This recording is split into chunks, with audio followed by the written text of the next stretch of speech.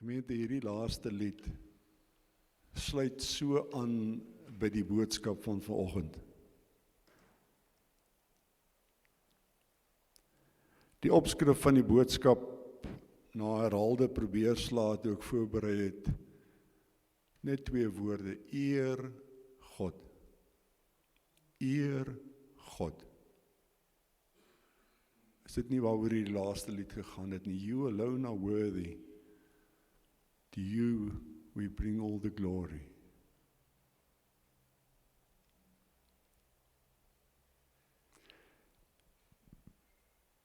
My vraag vir ons vanoggend ter inleiding: wat motiveer ons? Wat motiveer ons in verskillende omstandighede? Wat het gemaak dat julle almal op hierdie lang naweek vanoggend kerk toe gekom het? Wat het jou gemotiveer? Wat motiveer jou om jou Bybel te lees elke oggend net nadat jy opgestaan het? En in stilte met die Here gemeenskap te hê?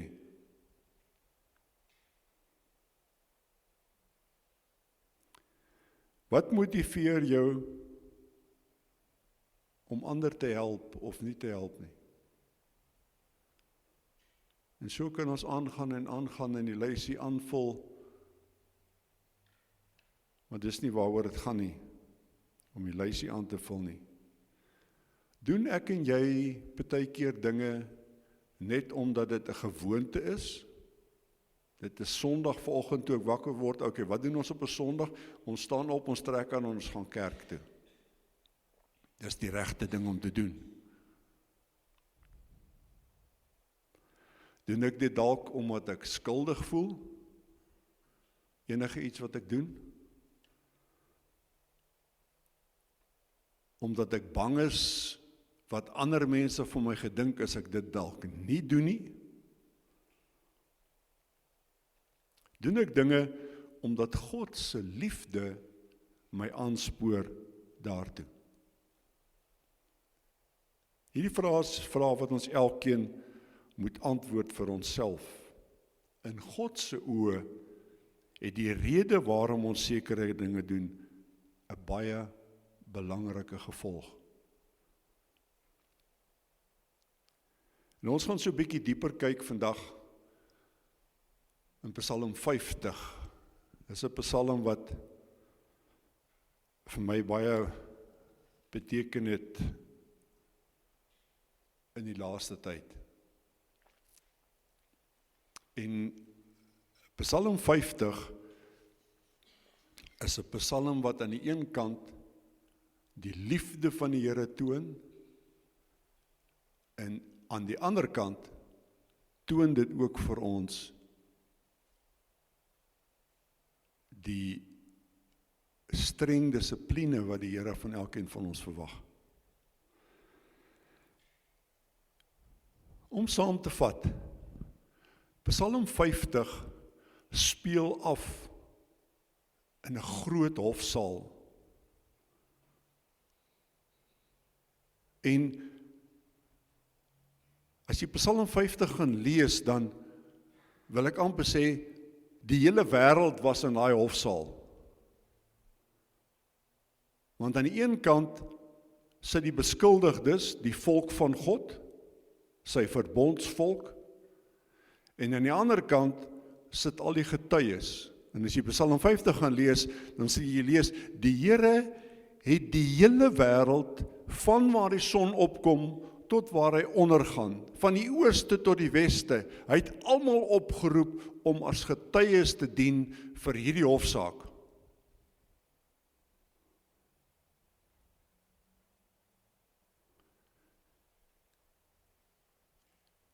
En toe almal gesit het in die hofsaak, in die hofsaal, en ek weet nie of wie van julle was al ooit in 'n hof gewees nie. Daarso sit hulle wat kom luister, hierso sit die beskuldigdes, en die regsverteenwoordigers en almal, en as almal gesit het, dan kom die magistraat of die regter in, En dan sê iemand, staan, en dan staan die hele hof. En wanneer hy sy plek ingeneem het, dan gaan sit almal weer, en dan is dit stil. Daar's net een ou wat kan praat, en dis die regter, en dalk 'n prokureur so hier en daar.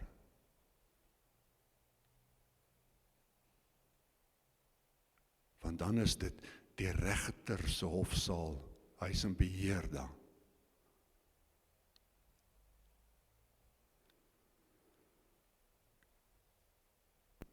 Psalm 50 beskryf vir ons hoe die Here in daai hofsaal inkom.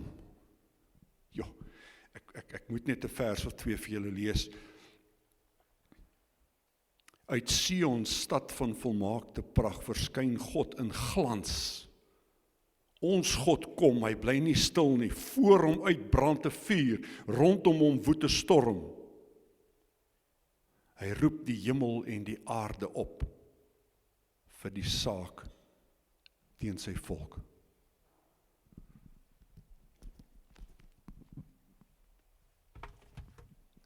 Die Engels het 'n uitdrukking gesê, with pomp and splendor. So die Here het daar aangekom with pomp and splendor. En toe almal daar is, toe praat die Here. Toe praat die Here.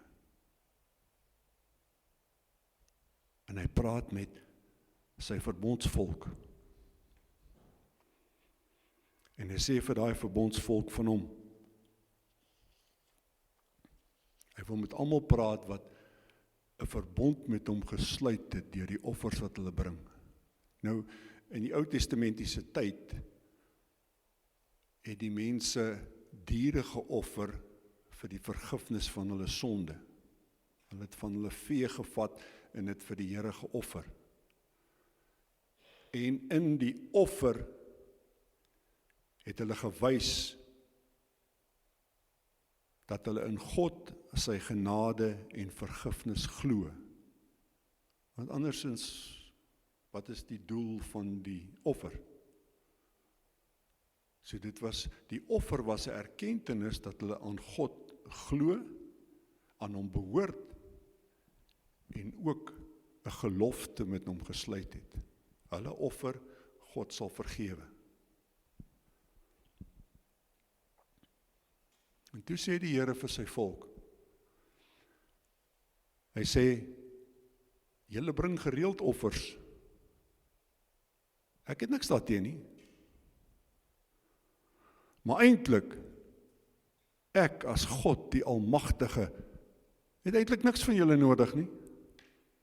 Al die diere in die veld, die voëls in die hemel, alles behoort aan my.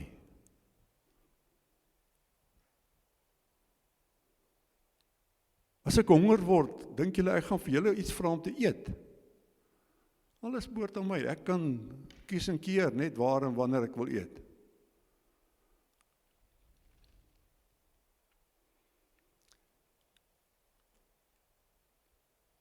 Maar die mense met wie God praat,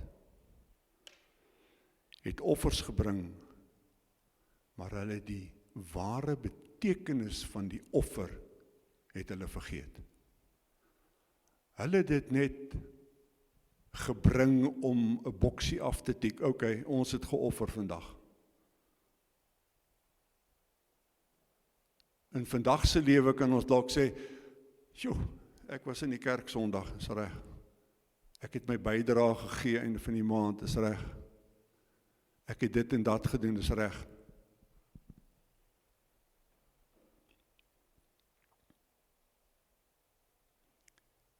Hulle harte was nie in dit wat hulle gedoen het nie. Dit was 'n retoriese handeling. En ons kan as hedendaagse mense in dieselfde patroon val.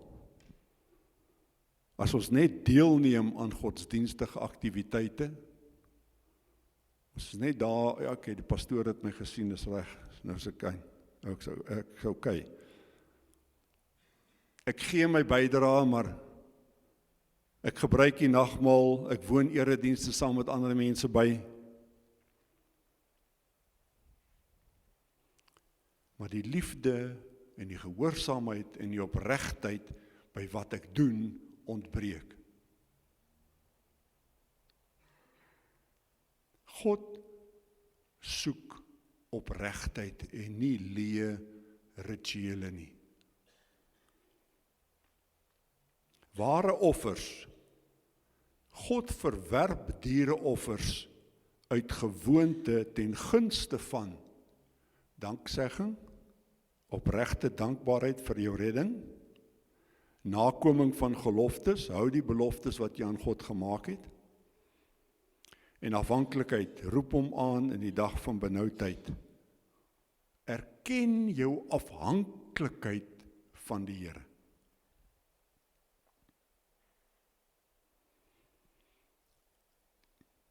Dis die een groep wat die Here aangekla het en aangespreek het. Is hulle wat gereeld die godsdienstige goed gedoen het, maar nie uit die oortuiging van hulle hart nie. Toe spreek hy 'n ander klomp aan. En hy noem hulle in die woord die goddeloses. En die goddeloses, as ons na die woord gaan kyk, is die ouens wat die woord van God ken en dit partykeer aanhaal, maar hulle harte is ver van God af. Ver. Hulle verag hom. Hulle is nie gehoorsaam aan sy woord nie. Hulle doen en maak net soos hulle wil.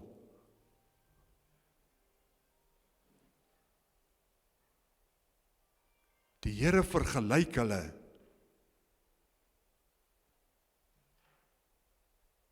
met diewe, met egbrekers, met kwaadpraters. Hy gooi hulle in daai selfe kampie, in daai selfe kategorie. En as ons nou mooi gaan kyk, toe die Here die wet vir sy volk gegee het, op die tweede tafel van daai was, jy mag nie egbreek pleeg nie, jy mag nie steel nie, jy mag geen valse getuienis teen jou naaste uitspreek nie. Daai 3 het die Here uitgesonder vir hierdie klomp.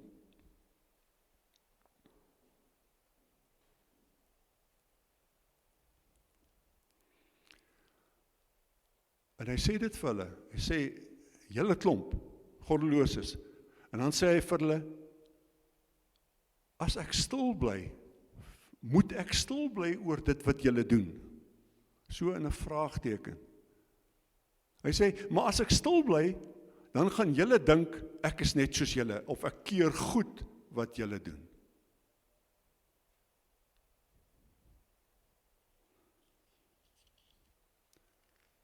Dan sê die Here, 'n ernstige uitdaging, of 'n vermaaning, hy sê, die wat nie met God rekening hou nie, gaan hy verskeur, en niemand kan hulle red nie. Maar in hierdie hele Psalm is dit nie net die lat uithaal en slaan nie. Want die Here kom in liefde na sy volk toe. Hy sê vir sy volk, ek is julle God. Julle is my volk. Ek het julle uitgesonder. Maar hy kom vermaan hulle net soos wat 'n pa en 'n ma hulle kinders sou vermaan het.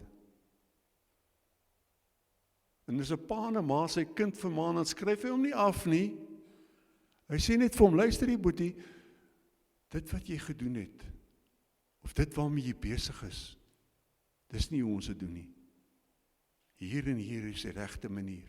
So doen ons dit. En as hy nie wil luister nie, dan gaan die pak slaag dalk sy voorland wees, om net mooi te laat hoor. So God kom in liefde en vermaan sy volk en sê vir hulle, dit wat julle doen, dis nie reg in my oë nie.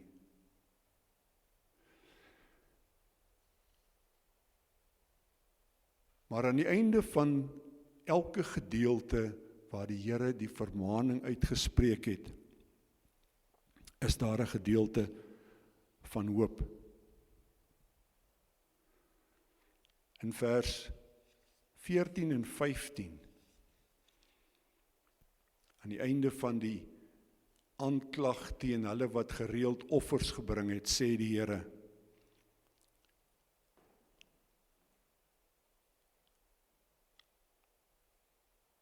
lof is die offer wat jy aan God moet bring. Betaal jou geloftes aan die Allerhoogste. Ons stop net eers daar. Lof is die offer wat jy aan God moet bring. Betaal jou geloftes aan die Allerhoogste. Dis die eerste goed wat die Here van ons verwag. Dan kom die volgende vers wat sê, roep my aan in die dag van benoudheid, ek sal jou uithelp en jy sal my eer. Nou ek weet nie of ek die verkeerde afleiding maak nie, dis my afleiding. Ek het nie baie teologiese studies agter my nie, maar dit sê vir my, as jy God eerst stel, en jou hele lewe aan hom wy en hom eer en gehoorsaam is en jou geloftes betaal, ek wil amper vir jou sê, dan is jy geregtig om hom aan te roep in die dag van benoudheid, en hy sal jou uithelp en jy moet hom eer. Nou is die vraag wat hier binne in my woed, as jy nie daai goed nagekom het nie, is jy geregtig om God aan te roep in jou dag van benoudheid?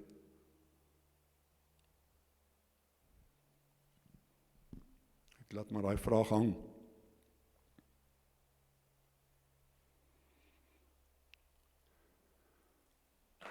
Kom ons ontleed daai vers 14 'n bietjie verder. Ag, ekskuus tog. Ons gaan na vers 15 toe. Waar die Here sê, roep my aan in die dag van benoudheid. Ek sal jou uithelp en jy moet my eer. In die Hebreëus is 'n opdrag wat die Here gee, sê. Hy sê, roep my aan.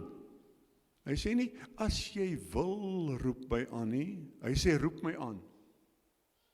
Ek is hier, ek is hier. In die Hebreëus die woord vir roep uit, is kara. Dit beteken, roep uit, noem op die naam. So roep my op my naam.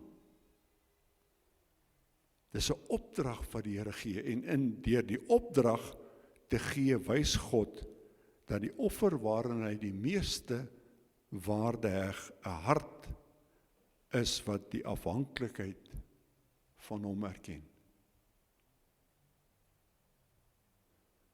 Die tweede gedeelte in daai vers is in die dag van benoudheid. In Engelse vertaling staan daar trouble. Die Hebreëse woord is tsara. Dit beteken tight place of anguish.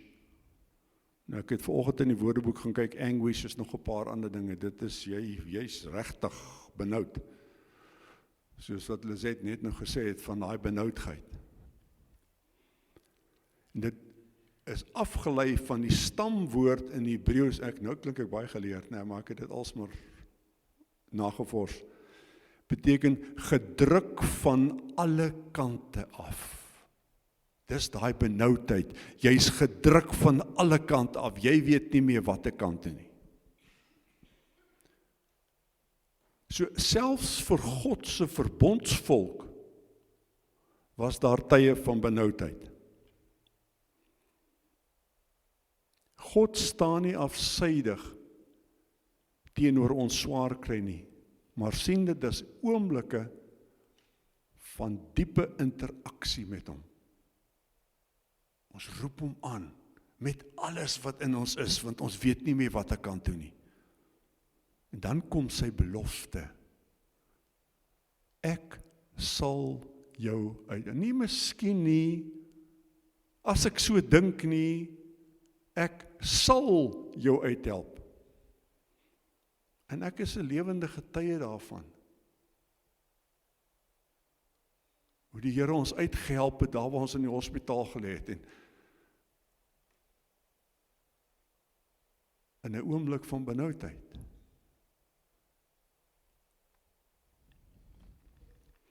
Die Hebreëse woord is shalats, om te red. Luister mooi, om te red of om toe te rus vir 'n geveg. Om te red of om toe te rus vir 'n geveg. So partykeer moet jy maar bietjie inklim, maar die Here sal jou toerusting gee om die geveg te beklei. Maar God is in beheer van die uitkoms. Hy sal die uitkoms gee. En dan die slotsom. Jy sal my eer. Party vertaling sê, jy moet my eer. Party sê, jy sal my eer. In die Engels het hulle weer 'n ander uitdrukking. Ek weet nie of julle ooit in Engels geleer het nie, van I shall, we shall, all the others will. Maar as jy sê, you shall, dan is dit 'n ekstra aanduiding van, jy sal dit definitief doen. En party vertalings in die Engels sê dit, nie you will nie, you shall honor me. Die uithelp in die Hebreëus is kabat, wat beteken heavy of weighty. Om aan God die belangrikheid, die agting en die respek te gee wat hy in jou lewe verdien. Dis wat dit beteken. Dis wat dit beteken. Dis wat God van ons vra.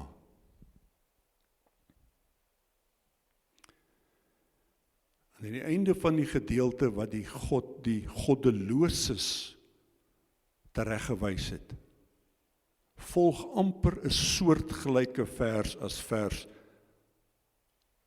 14 en 15. Vers 23 sê, die mens wat my eer is die een wat lof as 'n offer bring. Dis basies dieselfde. En dan sê die Here, hy wat reg lewe, vir hom sal ek red. Dis so 'n bietjie anders. So dis die wat nog nie gered is nie, die wat nog nie hulle harte vir die Here gegee het nie. Die Here sê, as hulle begin hulle lewens verander en hulle lewe reg, ek sal hulle red.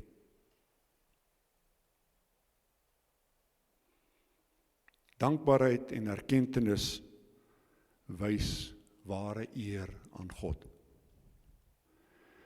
Deur sy woord na te kom en jou lewe aan hom toe te vertrou, is die hoogste eer wat jy kan betoon.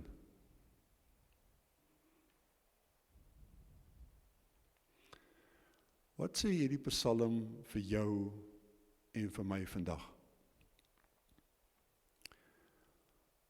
Hierdie psalm sê, God wil van elkeen van ons 'n offer van lof hê. En dat ons dit wat ons aan God beloof het, moet nakom. Nou sê nou maar, ek het niks vir God beloof nie. Jy het. Die dag toe jy God as jou saligmaker en verlosser aangeneem het, het jy gesê, Here, hier is my lewe, vat beheer. Ek wy hierdie lewe van my aan U. En ek gaan in die toekoms hierdie lewe van my leef volgens die woord, die riglyne. Die riglyne.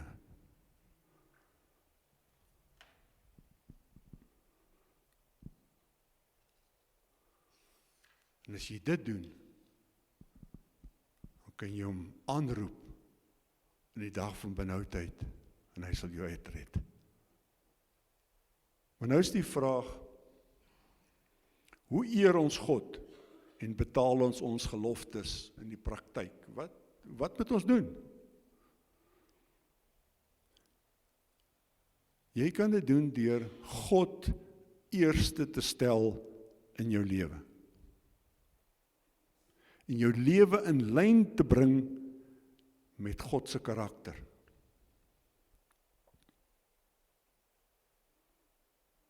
Hoe doen ek dit? Deur daagliks myself aan God toe te wy,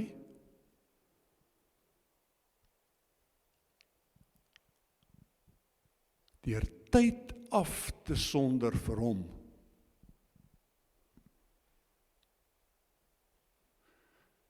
En ek het dit al van hierdie kansel af gesê, en ek bly daarby, en dis my persoonlike standpunt, en julle kan met my stryd tot Dinsdag, Dingansdag word, ek gaan nie van my standpunt verander nie. Ek sê, en dis my oortuiging, die eerste ding in die oggend, is jou tyd met God. Want as jy hom nie eerste stel en eerste tyd vir hom maak nie, wanneer gaan jy vir hom tyd maak? Gaan jy kyk of jy in jou besige daaglikse skedule ergens 'n tydjie vir hom kan inwerk?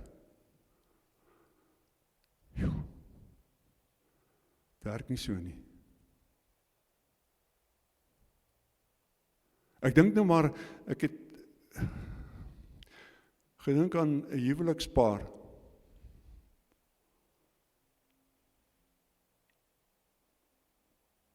Imagine, jy staan die oggend op, en jy's baie besig, jy het 'n vol dag.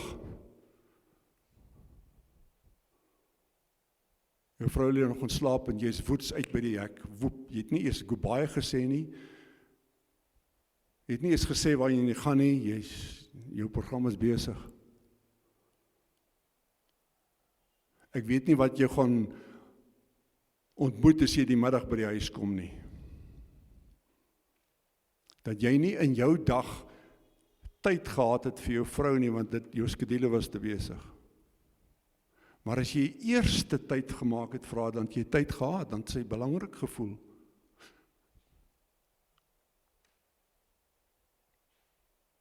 God wil weet dat hy is belangrik in ons lewens.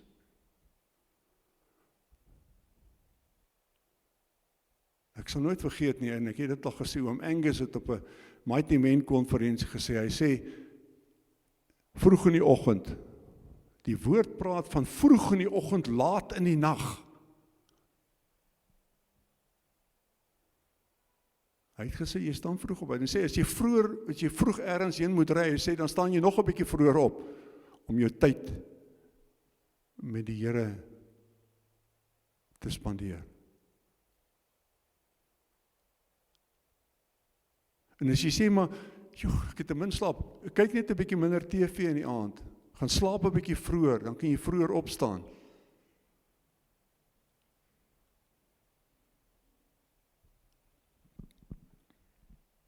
Openbaring 2 vers 4 sê, maar dit het God teen julle. Julle het my nie meer so lief, soos in die begin nie. Die tweede ding wat ons kan doen, ons moet gehoorsaam wees aan God se woord. Daar is nie 'n ding op hierdie aarde waarby ek kan betrokke raak of wat ek kan doen of wat ek al wat nie 'n riglyn het in God se woord nie. Ergens sal jy hom kry. Die woord sê nie verniet in Jakobus 1 vers 22 nie. Julle moet doen wat die woord sê en dit nie net aanhoor nie, anders bedrieg julle julleself.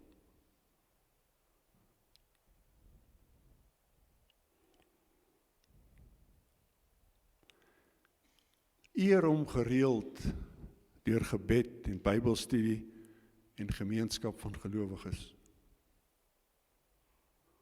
So moenie kerk toe kom op 'n Sondagoggend net omdat dit 'n ritueel is wat op 'n Sondag gedoen word nie.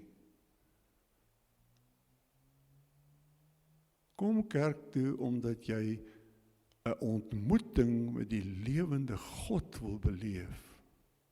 die werking van sy Heilige Gees wil sien en beleef. Omdat God se liefde hier binne jou dring om daar te wees.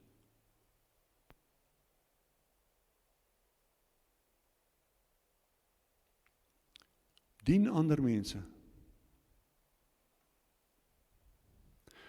Party van ons so op onsself ingestel dat ons nie tyd het vir ander nie.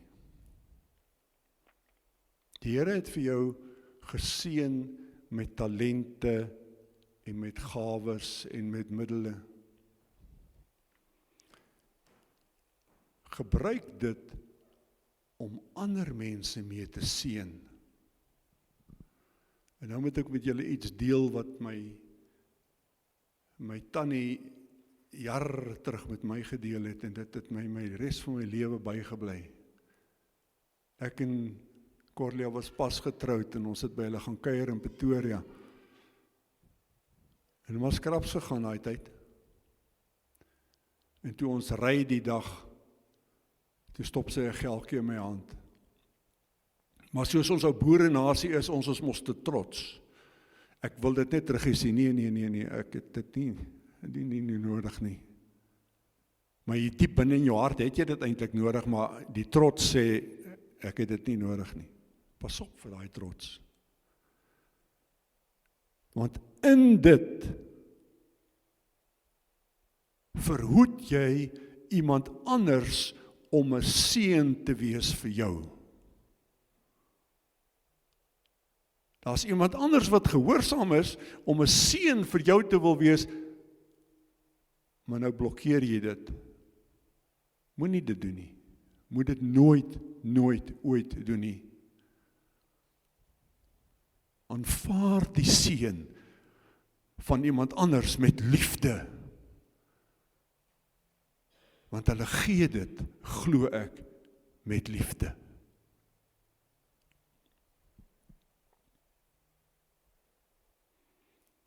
Spreuke 3 vers 27 sê, moenie 'n weldaad van iemand weerhou as dit binne jou vermoë is om dit te bewys nie. In Matteus 25 vers 40 sê, vir sover julle dit aan die geringstes van hierdie broeders gedoen het, het julle dit aan my gedoen. Dis wat God sê. Dis wat God sê. En ons weet nooit wanneer die Here oor ons pad kom in die vorm van 'n boemelaar of 'n persoon wat swaar kry of wat ook al nie.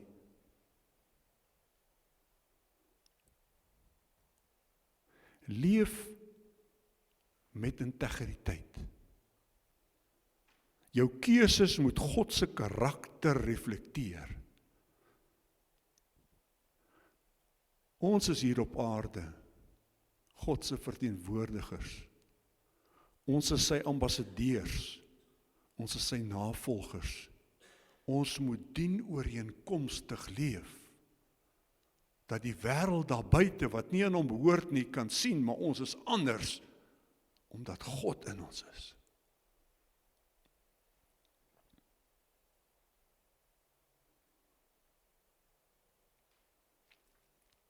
Efesiërs 5 vers 1 sê, omdat julle kinders van God is, en hy julle liefhet, moet julle sy voorbeeld volg. Vrygewigheid. Ondersteun God se werk en ander wat in nood verkeer deur jou finansies en lewensmiddels. As God jou uitermate seën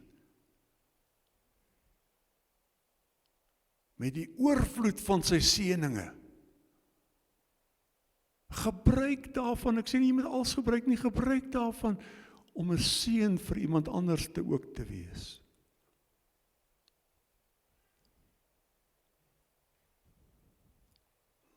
Elkeen moet gee soos hy hom in sy hart voorgenem het, nie uit teesin of uit dwang nie. Want God het 'n blymoedige gewer lief. En ek staan partykeer skuldig. Wanneer jy jou offer vir die Here gee, wanneer jy jou 10de vir die kerk gee, sê jy vir die Here, dankie Here, dat U vir my voorsien het, sodat ek dit kan gee.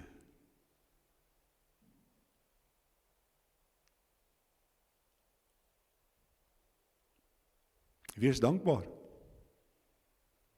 1 Tessalonisense 5 vers 18 sê, wees in alle omstandighede dankbaar, want dit is wat God in Christus Jesus van julle verwag.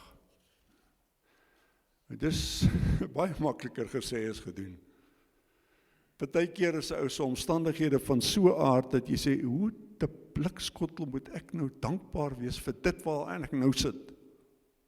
Ek sit hier in 'n penarie en ek het dit nie veroorsaak nie, maar dit raak my nou.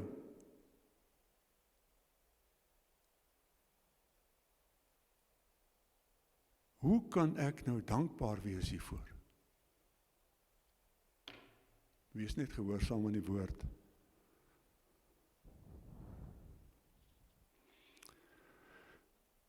Die 8ste ene, versorg jou liggaam. Behandel jou liggaam as God se tempel, deur gesondheid en selfdissipline. 1 Korintiërs 6:20 sê, julle is gekoop. Die prys is betaal. Ek wil eintlik daarby voeg, julle behoort nie aan julleself nie. Julle moet God dus in julle liggaam verheerlik. Pas jouself op. Pas jouself op. Jy is die tempel van die Heilige Gees, sê die woord ook. Die tempel van God.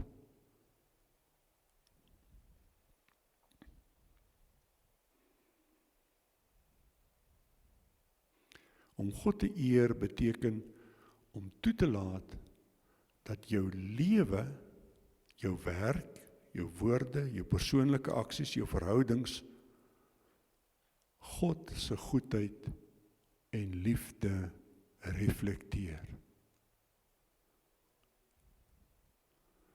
Maar alles wat ek vanoggend nou gesê het, of wat die woord van die Here vir ons sê vanoggend, help niks as jy nie in God glo nie. God se volk het offers gebring, want hulle het geglo as hulle die offer bring, is hulle sondes vergewe.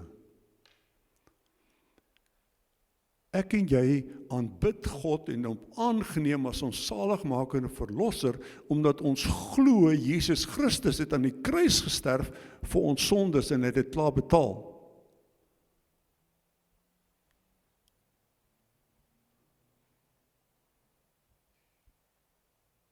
Ek het 'n lang lys gemaak, dalk is dit vir 'n ander Sondag, ek wou dit hierdie Sondag gedoen het, van beloftes van God in die woord. Ek sal jou nie begewe en ek sal jou nie verlaat nie, ek sal in elke behoefte van jou voorsien, na die rykdom van my genade. As ons nie glo in God se beloftes nie, dan beteken hierdie niks. Maar dan kan ons ook nie glo dat hy gegaan het om vir ons 'n plek voor te berei in die hemel. Wanneer hy weer kom en ons kom haal soontoe nie. As ons in die een ding glo, glo ons in die ander. Ons kan nie net halfpad hier so tussen in huiwer nie. Hebreërs 11 vers 6 sê, as 'n mens nie glo nie, is dit onmoontlik om te doen wat God wil. Wie tot God nader, moet glo dat hy bestaan en dat hy die wat hom soek, beloon.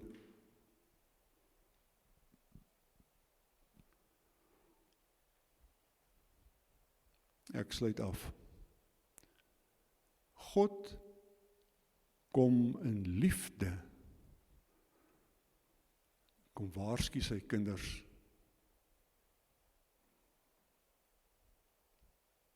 Hy sien dit wat hulle doen, hulle is 'n bietjie op die verkeerde pad.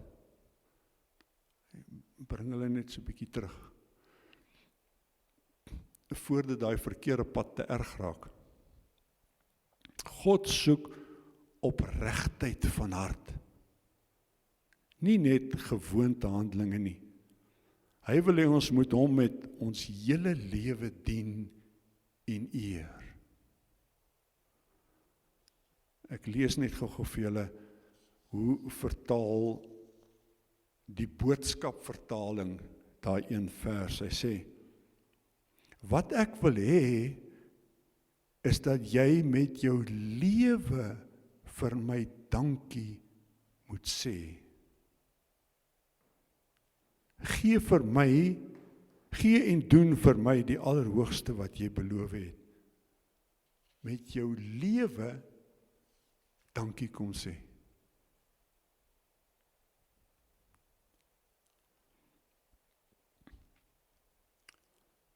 God wil hê ons moet daders wees van sy woord en nie net hoorders nie. Vir die wat hom nog nie aangeneem het nie, die wat sy woord verag en nie gehoorsaam is daaraan nie, gee hy 'n streng, liefdevolle waarskuwing. Hy sê, luister na my waarskuwing, anders hou dit vir jou ernstige gevolge in. En dan is daar niemand wat jou daaraan kan help nie.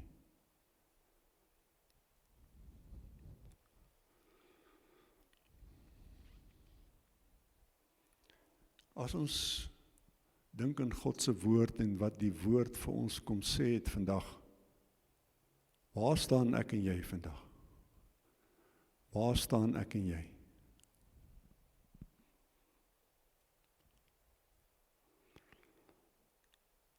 Moet ons dalk gaan herbesin oor ons gesindheid waarin ons dinge doen? Is ons nog opreg en eerlik teenoor die Here?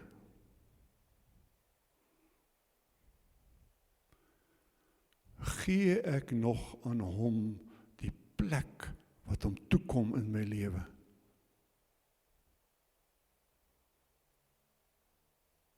Is ek nog dankbaar vir elke nuwe dag wat hy tot my lewe byvoeg?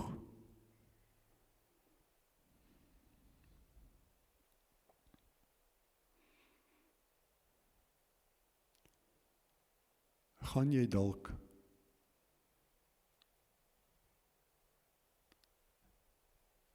deur 'n benoudheid? Sit jy hier vanoggend en jy sê, my lewe, dit druk van alle kante af.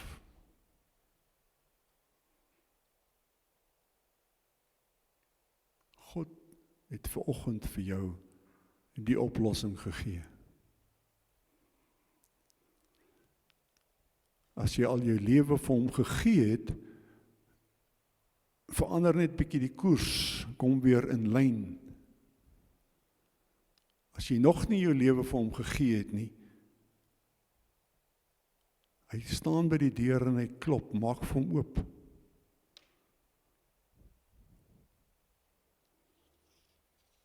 Hy beloof, hy sal uithelp. Jy moet net jou deel nakom en dis om hom te eer. En ons het 'n klomp praktiese gedeeltes gehad.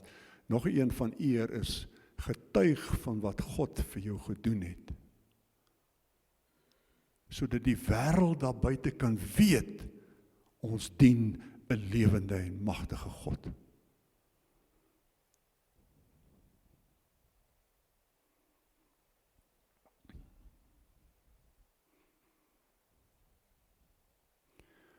God wil vanoggend vir elkeen van ons kom sê dat hy ons ongelooflik liefhet.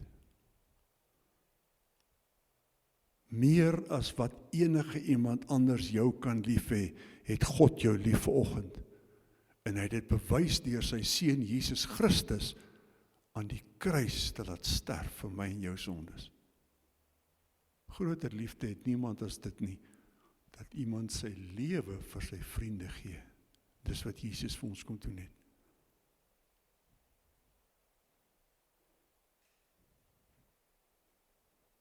Sluit net vir 'n oomblik die oë asseblief. Ons het almal gehoor wat die Here vir ons sê.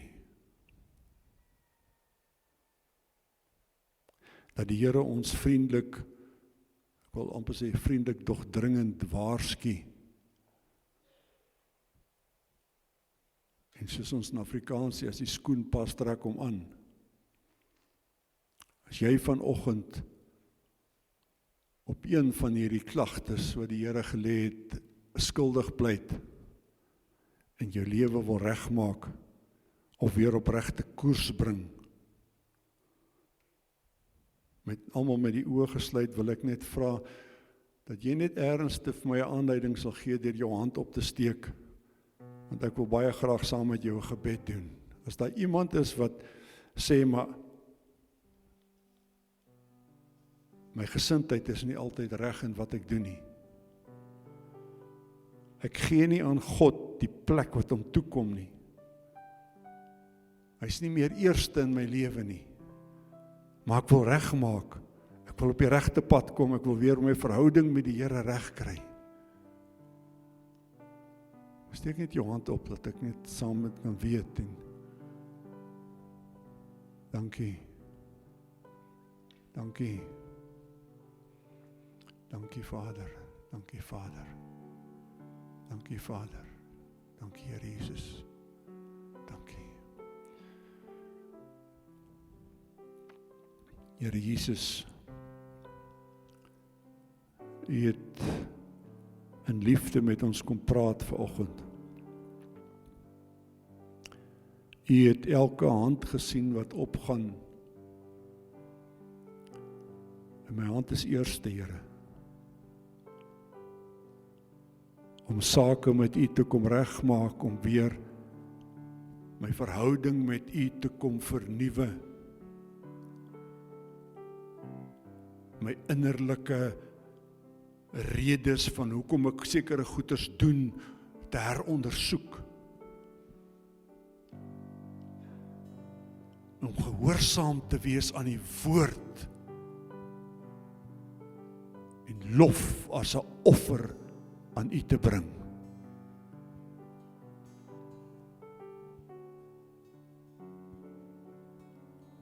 Kom en raak elkeen aan wat hier vanoggend is, Here Jesus, elkeen. Kom en Heilige Gees en werk in elkeen se hart.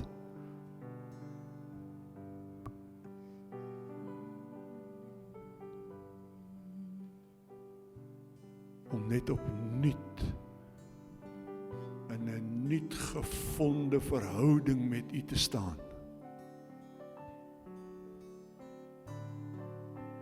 Sodat ons in dit wat ons doen, U naam kan verheerlik, want dit is al waaroor dit gaan.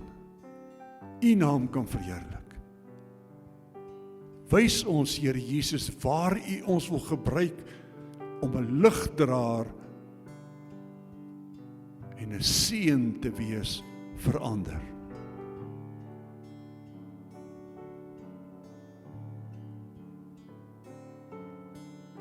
En ons bid dit in U naam alleen, in die naam van Jesus Christus, ons verlosser.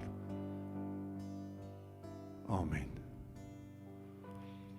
Ons gaan afsluit met die lied wat ons net nou gesing het. Let your glory fill this house. En laat dit uit die diepte van ons hart uitkom, dat ons al die eer aan die Here gee wat hom toekom, omdat hy God is. En omdat hy ons baie lief het en met elkeen van ons bemoeienis maak.